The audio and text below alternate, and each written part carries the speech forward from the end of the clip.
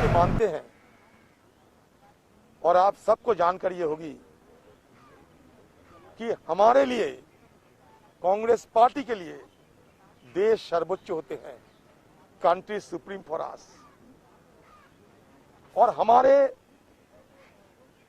जो सेना है, ये सेना को उनका जज्बा, हमारे सेना की बहादुरी हम सबके लिए ताज होते हैं, अहंकार होते हैं।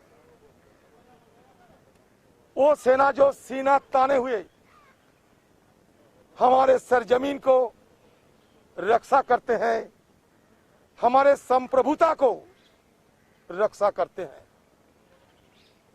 आज इसीलिए जब सदन में लद्दाख की घटना की जिक्र करते हुए रेजोल्यूशन की बात कहा गया, तो हम सब ने हमारे फौजों को सलाम जताने के लिए, सम्मान और श्रद्धा जताने के लिए 1 मिनट की समय मांगी। अंतिम में कहा कि आधा मिनट दिया करो, क्योंकि ये सहमत हम भी जताना चाहते हैं। सवाल तो बहुत कुछ है, लेकिन हम जानते हैं कि सवालों की जवाब ये सरकार देने में इनकार करेगा।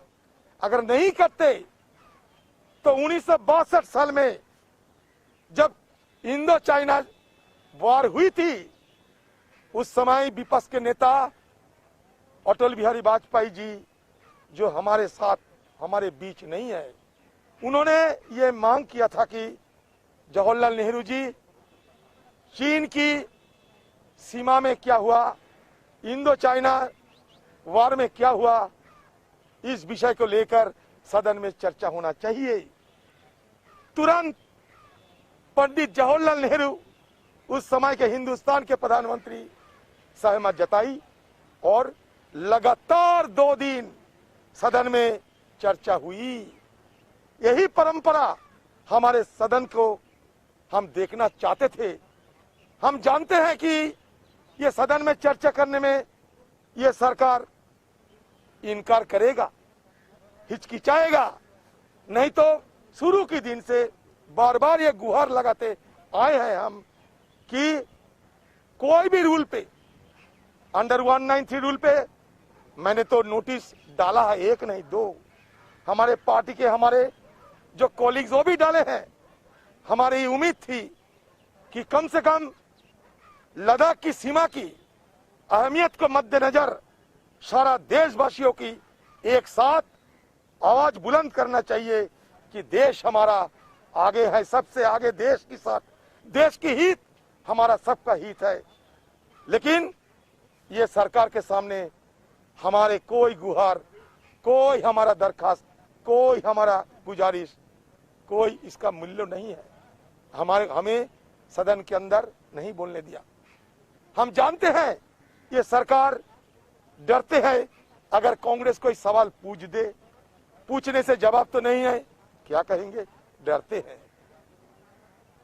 क्योंकि आज जिस ढंग से राजनाथ सिंह जी सदन में अपना रेजोल्यूशन रखे हैं, उसमें सबसे पहले राजनाथ सिंह जी देश की प्रधानमंत्री को वाह किया, एक बार नहीं कई बार। देश की प्रधानमंत्री नरेंद्र सिंह जी सीमा पे गए, हौसला बढ़ाए, बहुत सारे तारीफ उन्होंने की। लेकिन आज इस सदन में जब रेजोल्यूशन पास होते हैं हमारे सेनाओं के लिए, देश की रक्षा के लिए, तब तक कम से कम प्रधानमंत्री जी को मौजूदगी जरूरी थी। प्रधानमंत्री जी क्यों आज नदारद रहे जब इतने बड़े रेजोल्यूशन उन्हीं की सरकार ला रहे हैं, वो भी हिंदुस्तान की पार्लियामेंट में? क्योंकि उनका डर है। ना कोई घुसा है, ना कोई घुसा हुआ है, ना कोई कैंप चीनी फौजों ने कब्जा किया है। ये बात मैंने नहीं, हिंदुस्तान की प्रधानमंत्री जी कहे हैं, कहे थे, आप जानते हैं। वो भी गलवान घाटी में हमारे 20 जवानों की शहीदों की बाद भी, तो उनके पास जवाब नहीं है। वो इसलिए सदन में चर्चा कराने में डरते हैं। अगर हमारा दिल साफ रहे, हमारा हिम्मत रहे, तो हम चर्चा में क्यों डरेंगे? ये सदन है किस लिए? ये सदन तो है चर्चा के लिए, डिबेट, डिस्कशन, डायलॉग, इसी के लिए सदन है। लेकिन वो भी हमें कोई मौका नहीं मिला।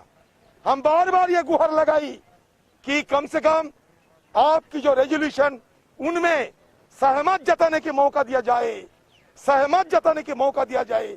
हमारे फौज को सलामी हम भी देना चाहते हैं, हमारे फौज को सम्मान, श्रद्धा हम भी देना चाहते हैं। हम की फौज पे, हमारे फौज पे सब हमको नाज है, लेकिन वो भी हमारी बात रखने का कोई मौका नहीं दिया। क्या करे? मजबूरन हमारा बात रखने के लिए खुले आसमान तले आपके सामने हाजिर होना पड़ा, क्योंकि हमारा बात अगर रखने दिया जाते सदन के अंदर, शायद बीजेपी पार्टी के ऊपर आसमान टूट पड़ते। इसलिए उनका आसमान बचा के रखा है उन्होंने, और हमें हमारा बात रखने के लिए खुला आसमान तले आपको सामने हाजिर होना मजबूरन हो गया। धन्यवाद।